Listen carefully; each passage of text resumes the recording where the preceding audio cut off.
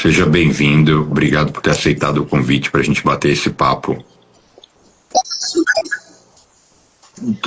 Tá falhando um pouquinho o som, mas vamos falando, eu vou te dizendo. Tá aqui. Agora melhorou, parece que tem alguma coisa obstruindo o som. E agora? Melhorou muito. Bom, você que é a estrela aqui, quero que você seja o protagonista. Eu queria começar te provocando, como é que você define o jiu-jitsu como esporte no sentido das exigências, das demandas que ele gera no praticante, seja ele profissional ou mesmo amador? Ô Bruno, jiu-jitsu falar de jiu-jitsu eu fico até, tipo assim, eu estudo bastante sobre o tema, o jiu-jitsu traz muitas lições fora da academia. Dentro da academia a gente conhece as técnicas e tudo. Fora, e a gente quer o que a gente vai fazer hoje, paralelo, né, sobre isso. Sim, mas e aí quais são essas demandas que você sente que quem pratica começa a desenvolver e perceber essa correlação? Ah, sim, resiliência. Resiliência foco. São muitos benefícios que a pessoa consegue adquirir através da arte. E como você ensina isso durante os treinos ou durante ali a prática? Ah, sim. O passo a passo, né? Primeiro a pessoa, às vezes, chega no jiu-jitsu, ela já chega com aquele pensamento, é uma luta, vou me machucar, ou muita coisa, e às vezes vê vê uma luta, a pessoa já vê aquela trocação de queda, já fica meio com medo. Mas aí eu converso, explico, principalmente a pessoa iniciante, que ela vai aprender passo a passo, ela vai aprender os movimentos básicos. Para ela cair, para ela aprender as quedas, ela vai ter que aprender a cair também, ela vai aprendendo progressivamente, ela não vai chegar lá, já vai trocar queda, já vai tomar um estrangulamento, vou passando aos poucos. Entendi. Mas explora mais essa questão de como você ensina, de como você mostra a correlação dessas competências com a vida aí fora. Fica à vontade para explorar esse assunto. Ah, sim. Vamos começar a falar de resiliência, que é o que eu gosto bastante do jiu-jitsu que ele ensina. Que é a correlação do jiu-jitsu com o que a gente na vida, né?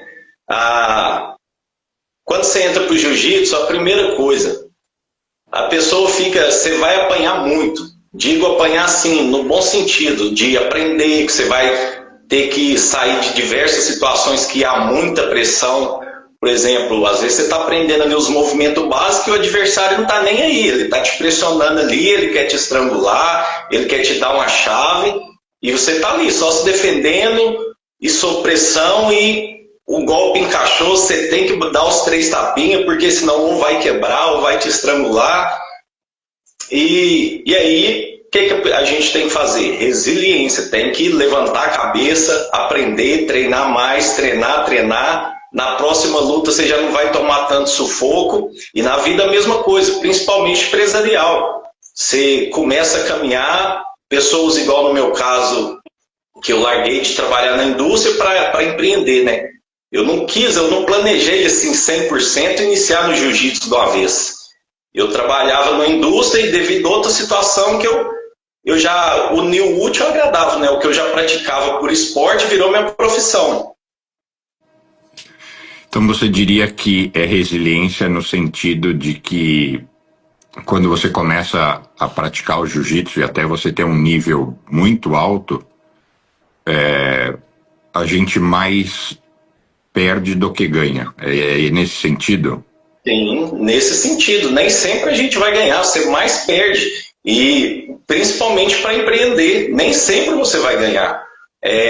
No jiu-jitsu tem isso.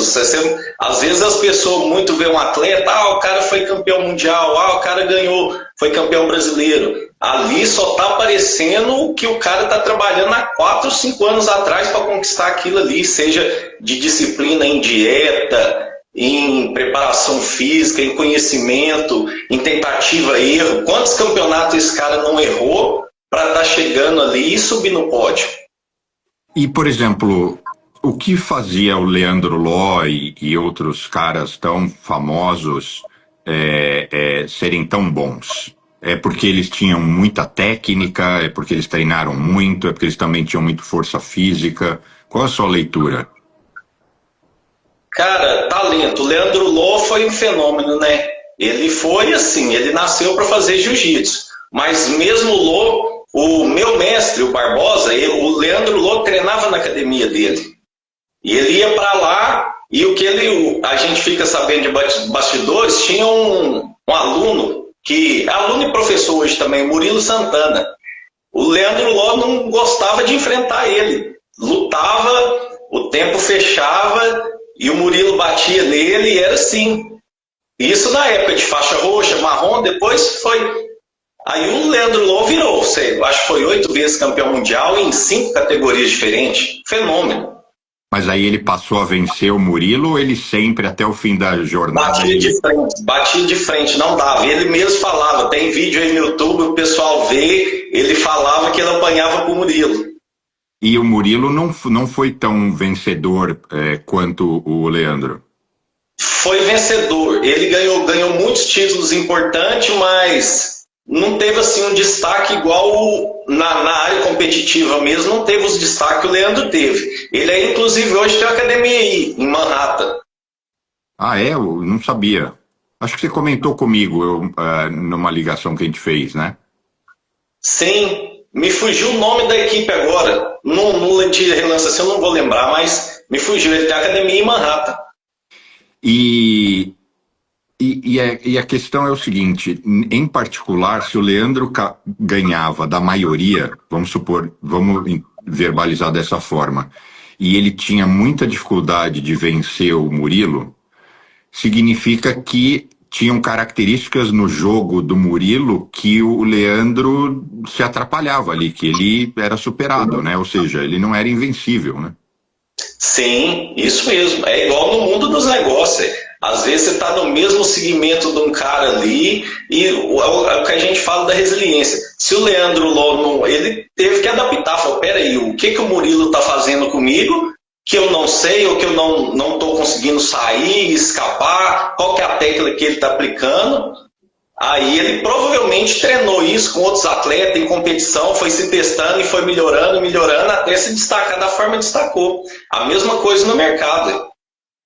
Bom, então, resiliência você destacou como a primeira competência. Qual seria a próxima que você destacaria? Adaptabilidade. Bacana. Falar sobre adaptabilidade. Como é que você descreve a adaptabilidade no jiu-jitsu? O aluno ele entra faixa branca, né? Ele entra ali no início, ele não sabe fazer um rolamento, ele não sabe ao cair fazer um amortecimento de queda, entra perdido. E aí ele vai ganhando habilidade, vai aprendendo. E aí já entra na fase ali de lutar, né? Já começa a fazer as primeiras lutas. E aí é onde começa a mesma coisa. É 100% de jiu-jitsu, é pressão o tempo todo. O cara vem ali te amassando e de repente ali a luta são 6 minutos, 5 minutos, você cansa no meio da luta. E aí agora? Cansou, vai fazer o quê? Vai desistir? Não tem como. Você vai caçar uma situação ali, vai dar uma respirada, vai mexendo, vai virando... E aí seu gás volta, você entra com tudo na luta de novo e vai criando oportunidade. Acaba que ali, mesmo você cansado na situação que você tá, que você inverteu ali, você consegue finalizar, consegue vencer o cara ainda. Então, adaptabilidade seria a pessoa se acostumar, porque, como você sabe, eu pratico jiu-jitsu, né? Então eu consigo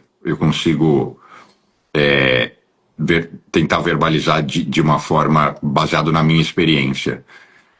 É você se acostumar com o desconforto, porque a grande verdade é que é muito difícil você treinar para valer intensamente, ou mesmo, acredito até que mesmo sem intensidade, mas é muito difícil você treinar e não ser algo literalmente desconfortável. É desconfortável porque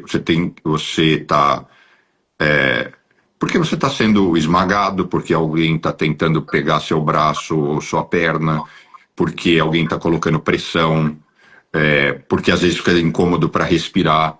Então, você chama de adaptabilidade a questão de a gente entender que é assim mesmo. E aí, quando a gente leva isso para o mundo real, é as pessoas esperarem que tudo tem que funcionar, que tudo tem que ser confortável, que eu tenho que fazer só o que eu gosto, e que na empresa tem um cara chato e eu acho isso terrível, e eu tive que pegar o ônibus e ele não, sei lá, ele não estava tão confortável como deveria. As pessoas entenderem que não tem jeito, que a vida é feita de desconfortos, mais ou menos, até porque para cada um tem gente que não vai ligar para o ônibus, mas que vai ligar para o colega chato do trabalho, mas que você não vai mudar nem o ônibus e nem o colega do trabalho, ou pelo menos se até um dia pode mudar, mas você vai ter que saber lidar com aquilo para superar aqueles obstáculos, né? Então, acho que é isso que você chamaria de adaptabilidade. Sim, sim. E, inclusive também nos negócios. A pessoa trabalha num segmento, igual o meu segmento é jiu-jitsu. Se você pega os vídeos do jiu-jitsu na década de 90, 80, início da década de 90, o jiu-jitsu era bem assim, era um judô. Você olhava, você falava que era o judô. Era um jiu-jitsu. E aí vem aquela parte ali do povo, a década ali, no finalzinho da década de 90, o vale tudo, aquele jiu-jitsu foi um jiu-jitsu. As coisas vieram evoluindo. Mas no finalzinho de 2010, 2008, 2009 já era outro jiu-jitsu e vai mudando. Hoje a minha realidade é um jiu-jitsu. E daqui o jiu-jitsu como assim nos negócios, está sempre em constante evolução. Não adianta você querer ficar na zona do conforto, não adianta você querer reclamar. Igual você falou, a pessoa reclama do ônibus. Cara, se você tiver que passar aquilo ali, às vezes você não tem um transporte ou tudo, você vai ter que passar. E o jiu-jitsu está em constante evolução. Sempre, igual eu falei, hoje daqui 5, 6 anos as coisas vão mudando. E no meu segmento, eu tenho que adaptar isso. Não adianta o cara o jiu-jitsu mudou, vamos supor, as regras. E, cara, você tem que adaptar, abrir a mente. Porque no meu tempo, quando eu comecei, não era assim. Ou você vai adaptar, ou você vai ficar fora do mercado. Durante essas últimas décadas, mudaram, inclusive, tecnicamente falando, o esporte se aprimorou significativamente? Evoluiu muito, evoluiu muito. Antigamente tinha aquela ideia do casca grossa, até hoje, por incrível que pareça, 25 anos depois, quase 30 anos, você vai falar de jiu-jitsu, tem pessoas ainda que tem aquela ideia do lutador com a orelha estourada, cheio de tatuagem, parrudo e carrancudo. Você chega para conversar, você tinha até medo. Hoje, a hora que você fala com a pessoa, eu sou faixa preta de jiu-jitsu, aí a pessoa vê até a comunicação, como tudo muda. Naquela época, os pit boy, né, fizeram aquela má fama e brigava na rua e uma arte querendo provar que era melhor que a outra. Eu avalio aquilo como na forma de provar que o jiu-jitsu era uma arte eficiente, positivo. Mas agora essa parte da briga, da má fama que fez, eu avalio negativo. Mas hoje mudou tudo, as pessoas já têm uma visão diferente, ela vai na academia, ela é bem recebida. Tem muitas academias ainda que levam aquele jiu-jitsu raiz, mas menos, vamos dizer assim, não vou falar nem frescura, mas a maioria das academias hoje, você chega na academia, você é bem recepcionado, você é bem tratado, tem os níveis, tem iniciante, tem intermediário, tem avançado. Não adianta eu chegar, por exemplo, eu aprendi técnicas, é o que eu te falei, eu fui forçado por questões de saúde, a largar o antigo emprego meu e entrar no jiu-jitsu. Aí quando eu começo a dar aula, eu falei, caramba, eu só sei técnica. eu preciso aprender milhares, por mais que eu estudei a vida inteira, que eu tinha um sonho assim de ser professor, eu tive que estudar muito, por mais que eu gostava de outros assuntos, liderança, essas coisas, eu tive que falar, caramba, sou faixa branca num monte de coisa e preciso correr atrás se eu quiser me manter como professor. Mas por que você percebeu que, embora você soubesse a prática, você não estava pronto para ensinar? Foi isso? Não. Ensinar o jiu-jitsu, a técnica a gente sabia. A gente sabe, eu sei, né? Mas a primeira coisa assim que me confrontou, quando eu comecei, eu tinha que resumir minha história, como que eu comecei a tornar professor. Trabalhava na indústria e eu fazendo faculdade, pouco tempo recente, a minha sogra tinha falecido e passando toda a turbulência, a minha esposa saiu do trabalho porque ela teve que cuidar da mãe dela. Aí nesse meio tempo, logo assim passou o falecimento da minha sogra, a minha esposa veio ficar grávida e eu trabalhando, aquela pressão de todo lado, trabalhando e eu segurando as contas de casa inteira, tudo porque o meu filho pequeno, recém-nascido, então, e aquela pressão. E eu falei, não, eu consigo, dou conta, fechei a cara ali, é o que eu falo muito do jiu-jitsu, da disciplina. Fechei a cara ali e falei, caramba, é eu e agora eu tenho mais um menino, mais um filho por mim, eu tenho que correr atrás, tenho que batalhar mesmo. E aí eu trabalhava na metalúrgica. E aí tinha os horários noturnos e tudo, eu comecei a trabalhar e foi passando o tempo. Foi passando e eu tinha uma meta. Eu falei, vou ficar aqui na indústria aqui uns 2 anos, dentro desses 2 anos eu consigo fazer um dinheiro e vou empreender e as coisas vão mudar. Só que é o que eu falo, o que a gente pode falar também da mudança do cenário constante, né? A gente ficar esperando e não existe assim o melhor momento de você empreender, o melhor momento de você fazer as coisas, tipo de planejar. Às vezes planeja e fica esperando, esse momento não chega. E aí, eu trabalhando em horário noturno, eu comecei a ter ansiedade. Mesmo eu treinava jiu-jitsu, tudo, e consegui conciliar essa pressão toda aí de trabalhar, de preocupado com o filho recém-nascido e tudo. E aí eu pego e comecei da ansiedade, me afastaram, continuei treinando jiu-jitsu, competindo, mas eu já vi que as coisas foram mudando. Eu tive que tomar medicação, comecei a tomar medicação e aí não foi me fazendo bem, começou a me atrapalhar com jiu-jitsu, tive que diminuir muito também. Resumindo, consulta com psiquiatra, comecei a gastar com remédio e aí as coisas foram desandando. E aí foi a tomada de decisão que é uma das coisas que eu falo, é isso, às vezes você não esperar o melhor momento para tudo, não vai existir a mudança, se adaptar, a gente volta a falar de adaptabilidade. O médico conversou comigo, o psiquiatra falou, o problema é só questão do seu trabalho, seu horário de sono, tudo, seu ciclo de sono, é seu trabalho, cara, falou, e eu não tinha outra escolha, de um lado família, filho, essas coisas, eu falei, caramba, fui pedir demissão. Pedi demissão da empresa. E eu falei, tô novo, cheio de saúde, vou trabalhar, nesse período também eu estava fazendo faculdade, faltava 4 meses, sei lá, para finalizar. Aí eu pedi demissão. Aí eu fiz uma coisa que eu não aconselho a ninguém a fazer, falei para minha esposa, eu falei, vou ficar 1 semana descansando. Vou para São Paulo, eu sou de Osasco, né? Mas hoje, atualmente, eu moro em Pará de Minas, que é uma cidade aqui próxima ao Belo Horizonte.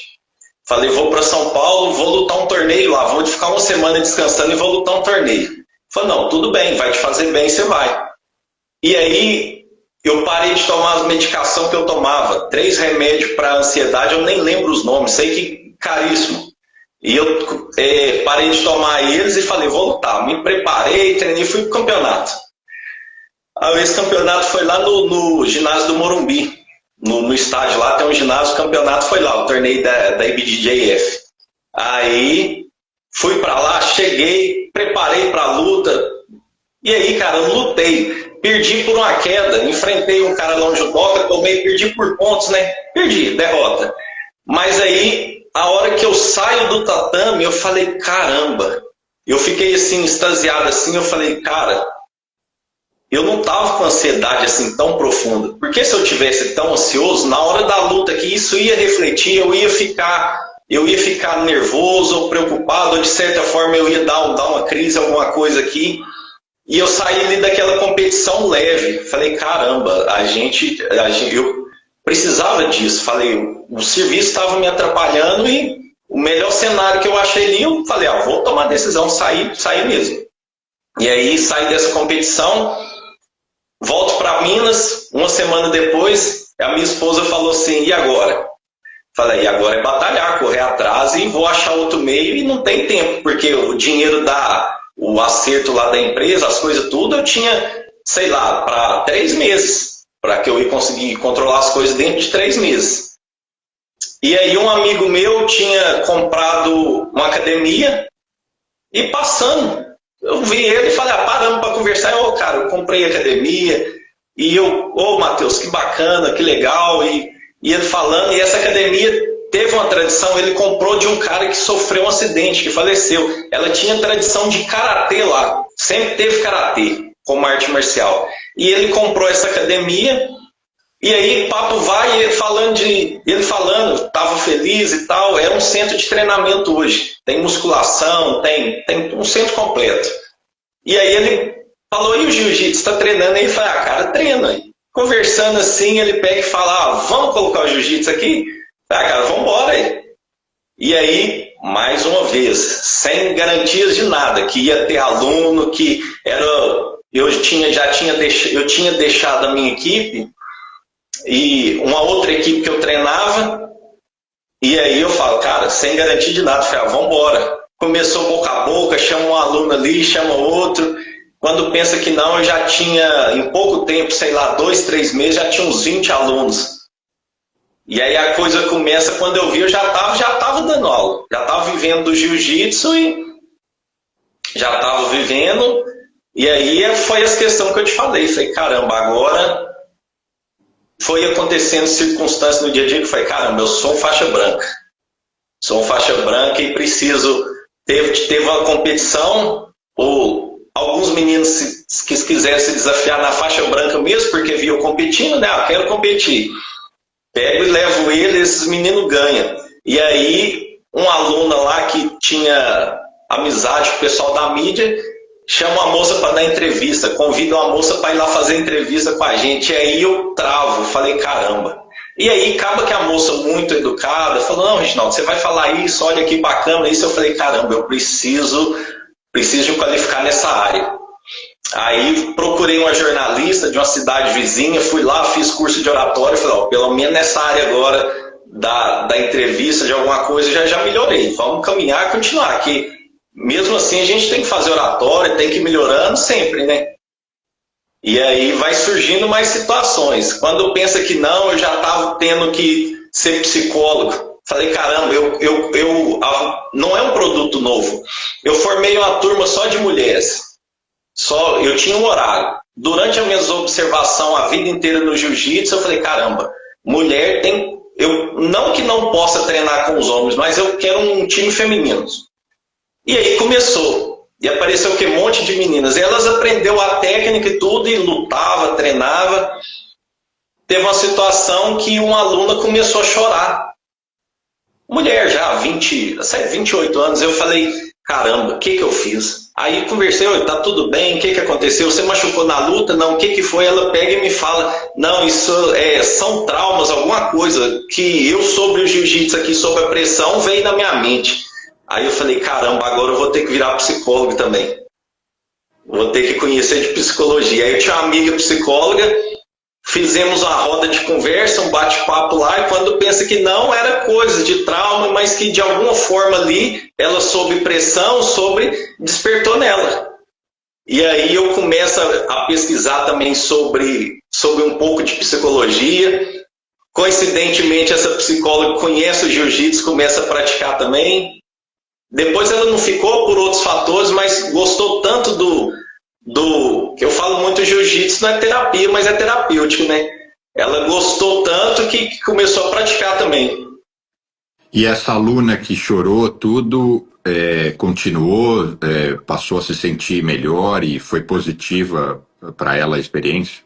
Sim, continuou firme, graduou faixa azul, foi indo, ela parou por motivos de faculdade, outras coisas que um dos motivos que às vezes muitas pessoas param são isso, né? Faculdade, alguns outros projetos que entram e não consegue treinar. Mas geralmente volta. A pessoa começou a praticar jiu-jitsu ali que ela gosta, ela para por um tempo e depois, ela, de certa forma, ela volta. Agora, realmente, homem treinar com mulher, como você disse, não é que não dá, mas é bem... Porque tem um lado ali que tem o peso do corpo, tem a força física, então é bem mais equilibrado e produtivo mulher treinar com mulher, né? Oh, sim, eu já treinei com muitas mulheres, e não que seja, por mais que tenha como jiu-jitsu a força, assim, o homem é diferente, o homem é mais pesado, mais forte, mas como jiu-jitsu é uma técnica que você não, às vezes você utiliza da técnica de alavanca, às vezes ali, a mulher, já lutei com mulher que apanhei. Não cheguei a apanhar assim, mas falei, caramba, que isso, mesma coisa, parece que tá lutando com homem. Mas o que eu percebia, essa foi uma observação que eu fiz ao longo dos anos treinando. As mulheres entravam e de certo tempo elas saíam. E eu ficava assim, caramba, mas por que ela saiu? Estava treinando, estava gostando, eu ficava fazendo as observações. E aí certa vez eu vi uma academia cheia, em outra que eu treinava, academia cheia, 1 minuto que o professor... Por mais que se o professor soubesse disso, ele teria expulso o cara, ou tinha tomado atitude. Eu vi o cara chegava e começava com certas perguntas, ou elogiando, ou perguntando se tinha namorado, aquelas bobagens, coisas que eu não permito isso. Na minha academia eu não permito. As mulheres treinam com os homens sim, às vezes a gente tem compromisso, a gente precisa juntar a turma para num horário só, mas eu dou prioridade a isso. E não é uma regra. A maioria das academias há respeito. Isso é um caso isolado ou outro. A maioria das academias é respeitado. Mulheres treinam com homem, tem. Eu acho mais cômodo eu trabalhar dessa forma, porque a didática é diferente. Não adianta você chegar e passar uma queda, vamos assim dizer, acrobática lá, que a mulher velha vai assustar. Aí você vai, é outra didática. O homem você fala, pula de cabeça aqui, ele não, eu sei fazer, vai lá e pula, tá nem se joga. Mulher é diferente. Mulher não machuca, fazer isso, não machuca, não vou. E é assim o meu método de trabalhar é assim. Eu prefiro assim, dessa forma. E como você faz na sua academia hoje em termos de disponibilidade, horário de aulas? Como é que é isso? Hoje eu trabalho lá, eu separo. Tem os horários femininos, eu vou de acordo com a demanda. Eu mantenho alguns horários, tem alguns horários de manhã que a maioria das pessoas estão trabalhando e costuma ter menos fluxo. Foi tentativa e erro. Comecei 6 horas da manhã, 6h30. Aí o horário que deu mais pessoas foi às 7h30 da manhã. Em São Paulo eu treinei, já era o contrário. 6 horas da manhã já tinha academia cheia. 7 horas já tinha acabado uma aula e estava iniciando outra. Aqui a realidade aqui na minha cidade é 7h30 da manhã, que foi os horários da manhã, deu certo. Geralmente os horários da noite mais cheios. E aí eu dividi durante as semanas, 3 vezes na semana, de acordo com a demanda, vai aumentando. Se eu preciso aumentar durante a semana, a gente vai adaptando. E tem aula o dia inteiro? Não tem. Eu dou 2 aulas de manhã na terça, 2 aulas de manhã, e à tarde a partir das 6, das 18 horas. Aí eu dou mais 2 horários. Os outros horários ficam disponíveis para aula particular, às vezes alguém quer fazer em algum horário. E aí tem aula na terça, na quinta e aos finais de semana. Os finais de semana eu tenho mais horário, porque além de eu dar 2 horários de manhã, à tarde eu tenho mais o horário do pessoal do sem kimono e os treinos de competição. E além das aulas, ou depois das aulas, as pessoas podem estender e ficar rolando. Ah, sim, se deixar. O jiu-jiteiro gosta de treinar o tempo todo, né? Se deixar, eles ficam lá. O que acontece? Como eu te falei, lá é um centro de treinamento, tem outras atividades. Dança, musculação, tudo. Então, o tatame que hoje a gente usa ainda é o tatame, a placa que a gente monta e desmonta. Porque alguns outros dias tem atividade de dança. Mas isso é tudo assim, por mais que já tenha a gente já pensa em mudança, em melhoria para deixar o tatame fixo, mas já há um projeto a gente já está, o meu sócio já está construindo outra academia onde vai ter só a área exclusiva do jiu-jitsu. Hoje onde a gente está é um espaço alugado. Entendi. E aí, voltando da correlação, você falou da resiliência, da adaptabilidade. Teria mais pontos que você relacionaria? Sim, tomada de decisões. Muito importante no jiu-jitsu você começou a aprender a treinar ali, o cara que é competidor, que gosta de competidor. Ele se prepara, ele vai ali tem toda uma preparação, dieta, musculação, técnica. O que eu falo, técnica, todo mundo tem. Todo mundo é bom. A maioria das pessoas, o jiu-jitsu é muito forte no Brasil, né? Tem muita qualidade, muito forte. Então, técnica, todo mundo tem. Na vida empresarial, o que isso... é o que eu estou falando, no mercado, independente do segmento, muitas pessoas são qualificadas e são boas. No jiu-jitsu ali, você está lutando, você tem que ter uma estratégia. Tem uma estratégia ali, você vai lutar com o cara, por exemplo, ele é bom de queda. Você já fala, peraí, eu não sou tão bom de queda, eu já tenho que fazer uma guarda, já tenho que arrumar uma estratégia aqui para me vencer esse cara. Não dá para você entrar de cabeça e querer trocar queda que vai dar errado. E você sempre tem que estar pensando um passo à frente. No jiu-jitsu é isso, sempre um passo à frente. Fez uma posição, você já está pensando na outra ali. Vou passar a guarda do cara, eu já tenho que fazer isso. Você sempre está um tempo à frente. E quando pensa que não, você passou a guarda do cara, o cara já vem com um golpe. Você falou, caramba, não dá aqui. Aí você já adaptou ali aquele momento ali e vai a mesma coisa nos negócios. A pessoa está num cenário, está tudo tranquilo ali, quando pensa que não, muda tudo. Muda a economia, muda tudo e você já tem que se adaptar. Não há tempo para reclamar, para culpar ou para nada. Você tem que adaptar e segue o bonde. O jiu-jitsu ensina muito disso. Você adaptando ali, não tem... É igual eu te falei, não há tempo para reclamar. Passou do jiu-jitsu, opa, essa situação que não deu errado, não deu certo, vou fazer outra posição. E ali são tomadas de decisões ali em segundo. A luta é muito rápida, é muita técnica envolvida. Não há tempo para...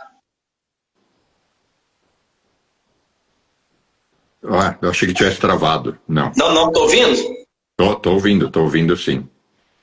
Então, e além da tomada de decisão, mais coisas? Sim, tem muito. Uma das outras coisas que a gente pode citar no jiu-jitsu, hierarquia. Hierarquia, o respeito. Quando a pessoa entra para o jiu-jitsu, uma das primeiras coisas que mais me admira é a gente falando dessa coisa de eu ser o faixa preta no tatame e faixa branca e outras coisas. Você está ali no tatame e quando pensa que não, chega um aluno. E ele é, sei lá, um delegado de polícia. Ele chegou, entrou ali, ele é o delegado lá fora. Ele chegou no tatame, ele é um aluno como qualquer outro. Isso aí me fascina muito, isso que o jiu-jitsu prega, né? A igualdade. Você entrou ali no tatame ali, são todo mundo igual, o cara deixa de ser o policial, ele deixa de ser o delegado, ele passa a ser um aluno. E aí o respeito, ele vai obedecer ali, tem as regras, a hierarquia, né? Vai começar cumprimentando os mais graduados, faixa preta, vai descendo as graduações marrom, roxa, e aí, mesma coisa. Volta a, por exemplo, é aquilo que eu te falei. Eu sou faixa preta em jiu-jitsu. O delegado chegou lá, ele é faixa preta na área policial dele, lá fora. Só que essa correlação a pessoa consegue trazer a pessoa, um executivo, a pessoa seja executivo, empresário, ele entra para o jiu-jitsu, ele consegue trazer isso, a hierarquia, o respeito, essa coisa do jiu-jitsu para a área dele. Eu falo que para empresários, tudo, a pessoa começou a fazer jiu-jitsu, treinar, uns 3, 4 meses, ele tem uma reunião na empresa. A forma, a abordagem, como ele vai abordar os funcionários ou passar as ideias dele é diferente. Ele pode pegar até o funcionário, as pessoas vão ver. É diferente da forma como ele fazia antes. Através justamente disso, do jiu-jitsu. Costumo falar para todo mundo, entra no jiu-jitsu, vai treinando, conhecer a disciplina, porque tem pessoas que entram, às vezes não adaptam. É o que eu falei, é um esporte desconfortável. É bacana, é gostoso, é prazeroso, viciante, mas é desconforto o tempo todo. Mas a hora que você começa a caminhar, que você vai conhecendo as muitas técnicas, que você vai aprendendo esses princípios, esses valores, você consegue trazer isso tudo para a sua área, para o seu dia a dia, para o trabalho, para os negócios, você consegue trazer isso tudo. E aí a pessoa muda. Podemos citar aí muitos empresários aí que teve líderes, que teve mudança através do jiu-jitsu. Aí um dos mais famosos aí, Mark Zuckerberg. Você vê que ele tinha umas ideias, começou a praticar o jiu-jitsu, você pode ver que ele já adotou outra postura. Depois de um certo tempo treinando. É isso que eu te perguntar, o que você notou de diferença nele? Pensamentos mesmo, forma de pensar, pensamentos, atitudes. Eu não acompanho muito assim, mas a gente vê alguns pensamentos de certos posts, aí parece, Mark Zuckerberg vai cancelar, demitir X funcionários. Você vê mudança de opinião, pensa com mais assertividade, com mais clareza, mais... E você sabe onde ele treina? Quem que ensinou ele? Não sei. Não lembro. São muitos mestres, né? A gente tem professores de jiu-jitsu aí para muitos brasileiros ensinando todos os países aí, na Abu Dhabi. Hoje o mundo inteiro tem jiu-jitsu. Nossa escola mesmo tem escola na Europa, América, para todo lado. Sim, aqui nos Estados Unidos é dominado, as escolas de jiu-jitsu são dominadas pelos brasileiros. Não estou dizendo que não tenha americano, mas dominada pelos brasileiros. Sim, a maioria são brasileiros e os americanos que já praticam muitos anos, aprenderam com ele, aí sim abre algumas outras academias, mas a maioria aprendeu com brasileiro. Nessa arte eles são referência disparados. Muitos outros famosos também, a gente vê aí ator, Malvino Salvador. Hoje o pessoal fala muito dele por causa da Kira, que era lutadora lá da Gracie, mas o Malvino começou a treinar muito antes dela. Ele já treinava. Surfista, Kelly Slater, o maior surfista de todos os tempos, ele entrou pro jiu-jitsu, começou a treinar, ele mesmo deu um feedback falando, ele falou, todo pai devia colocar uma criança no jiu-jitsu. É apaixonado, parte. O Barbosa ainda dá aula, ainda treina? Ele está ativo? Sim, hoje ele está na Flórida, né? Depois de muito tempo ele resolveu inaugurar uma outra sede. Ele está na Flórida. Ele fica aí fica intercalando. Brasil, Flórida. Você sabe em qual cidade ele montou academia?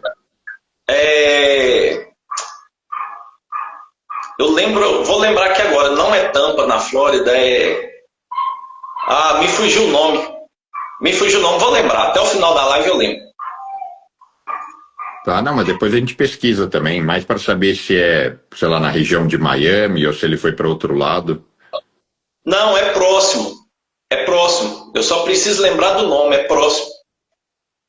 Tem várias redes ali. A Ah, Grace Bar. lembrei. Dave. Eu não lembro onde fica, mas depois eu A pesquiso. cidade chama Dave. E aí ele fica indo e voltando, então ele fica um pouco aqui e um pouco aí. Não, ele fica, a maioria das vezes ele fica aí. Ele veio agora pro brasileiro, né? Teve a disputa do brasileiro, ele vem, arruma algumas questões, aí nesse tempo ele aproveita, faz seminários, mas já volta logo. Inclusive, depois de 2 anos da inauguração da equipe, ele vai vir aqui agora, no final do mês que vem, final de junho.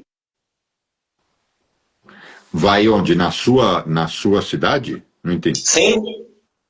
Só para te visitar? Não, ele vai vir fazer uma palestra. Eu já aproveitei. Ele veio na inauguração, né? Quando eu filiei com ele, eu fui para São Paulo buscar, bater na porta lá, que eu queria trazer a metodologia lá da escola lá. Aí ele veio aqui na inauguração. Aí agora eu conversando com ele, olhei a agenda, falei, ó, tem como ir lá, batendo um papo. Ele falou, não, vou sim. Ele tem uma série de seminários no Brasil, aí ele vai fazer e volta. Que legal. E, bom, e aí você vai, logicamente, né, abrir para os seus alunos e tudo mais, né? Não, é só fechado. Esse eu vou fazer fechado para os alunos por causa de espaço. A equipe cresceu numa condição que hoje a gente gosta. A maioria dos meus eventos são abertos.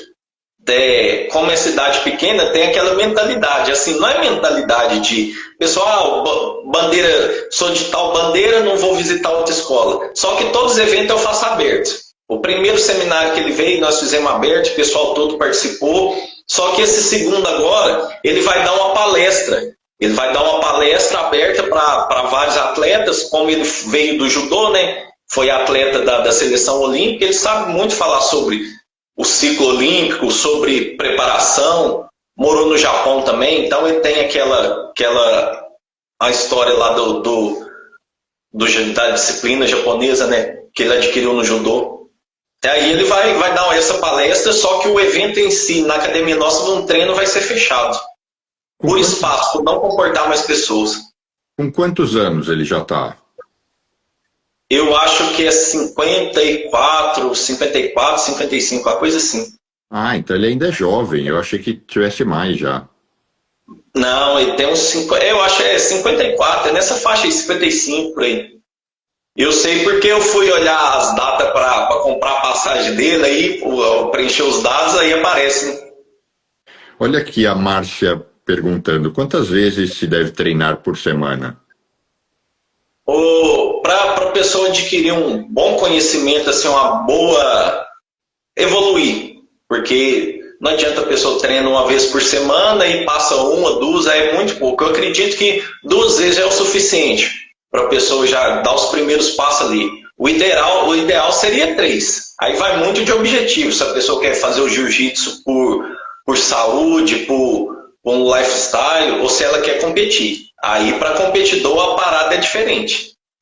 Agora é importante comentar com a Márcia que não é nada incomum as pessoas treinarem praticamente todo dia, né? É super comum.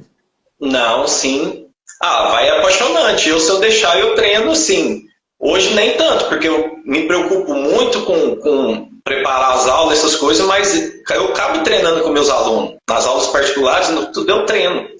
Mas não sei qual o objetivo dela, mas se for para ela aprender, porque muitas pessoas procuram o jiu-jitsu pelos benefícios, né? Para ganhar saúde, principalmente o pessoal do empresário, a pessoa trabalha sob pressão ali o dia inteiro, cabeça cheia, telefone tocando e tudo. Aí às vezes não quer fazer uma musculação, porque aí chega no jiu-jitsu, ela apaixona, né? Aí uma coisa bastante bom de destacar aqui, quando a pessoa começa a fazer jiu-jitsu, às vezes você pode ter tido um dia cheio, daquele de estressante mesmo. A hora que você entrou ali pro tatame, que você já aprendeu as posições, você tem que concentrar, focar tanto naquilo ali, que começou a luta ali, você já não tem tempo nem... É o que a gente falou, a pessoa quer te pressionar, que ali você já consegue pensar em nada.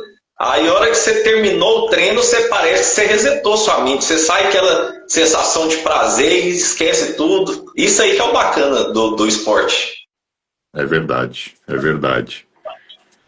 Reginaldo, quero agradecer muito, queria abrir para você fazer suas considerações finais, foi muito bacana esse encontro, trocar essa ideia com você, mas queria deixar para você fazer suas considerações.